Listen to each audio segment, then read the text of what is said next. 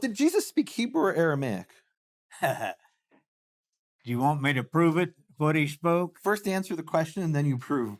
Only Hebrew, although he probably knew Aramaic and Greek. He may have known it, maybe even some Latin. Mm-hmm. So how do you know he spoke Hebrew? I don't want opinions. I want to share with my audience facts and information.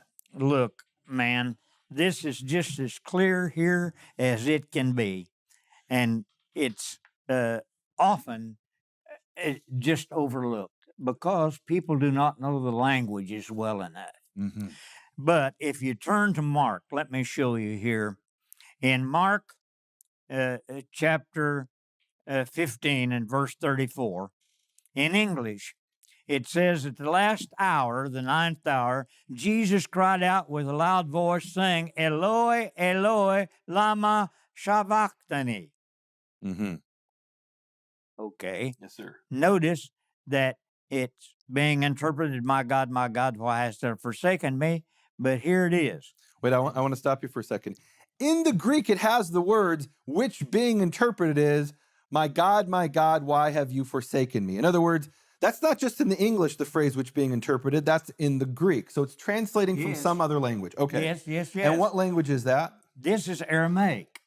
Okay. Aramaic. Yes. But notice, it says, but some of them stood by, when they heard it, said, behold, he calleth for Elijah. Mm-hmm. Which is Eliyahu. Elijah. Which is Eloi. Eloi, lama sabachthani. Mm-hmm.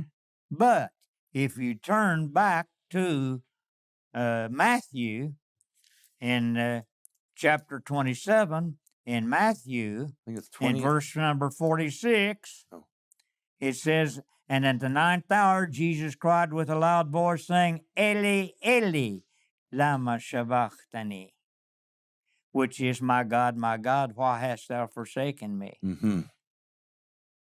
Now, what's the deal? Mm-hmm. Some say, well, he calls for Elijah. Mm-hmm. Eloi, Eloi in Aramaic just means one thing. My God. Mm-hmm. So you could never, from hearing Eloi, Eloi, think that he was calling for Elijah. Mm-hmm. But if he says, Eli, Eli, lama sabachthani, what's Eli? My God. But it also sounds like Eliyahu. But it could also be a shortened form for Eliyahu. Wow. And every other person that you meet on the street in Israel that's male, his name is Eli. It's a very common name, that's for sure. So, wow. So this is a very clear and positive declaration establishing that Jesus spoke Hebrew. And not Aramaic. And one of the things you say in your book, which is, and that's his Understanding Difficult Words of Jesus, co-written with David Bivin, you say that he actually probably said, Eli, Eli, lama azavtani. Lama azavtani. Which is the exact words from Psalm 22. Which is the exact quote from Psalms 22. So you're saying he spoke these words in Hebrew. Somewhere there was a transmission where they end up with one of the words in Aramaic, but then to understand the context, you got to go back to Hebrew. Yes. Wow. But it also, even beyond that, proves that Jesus was speaking Hebrew. Wow. And there's another point to be made, is that shavak is also used in Hebrew. Okay, this is a really important point. And you talk about this in the book, Understanding the Difficult Words of Jesus. One of the things you bring in this book that I actually studied archaeology for my undergrad, and one of my professors was Mishorer, who is the leading expert on coins. But you had something in the book which I believe came from Mishorer, which I didn't occur to me.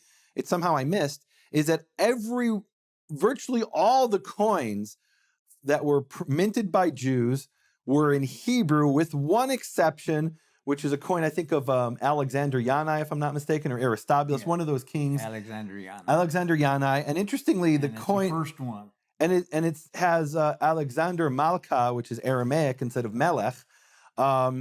So, but other than one coin, all the coins are in Hebrew, which is really, I mean, what's interesting is it's in Paleo Hebrew too, even the Aramaic one. That's the part I definitely didn't know. I had somehow missed that, but that's actually really significant that Hebrew was this language that was widespread. Look, and now with the discovery of the Dead Sea Scrolls, and you have many quotes from this, particularly the Bar Kokhba scrolls, we know for sure that people were speaking Hebrew in 135 AD. So certainly they were speaking it 100 years earlier.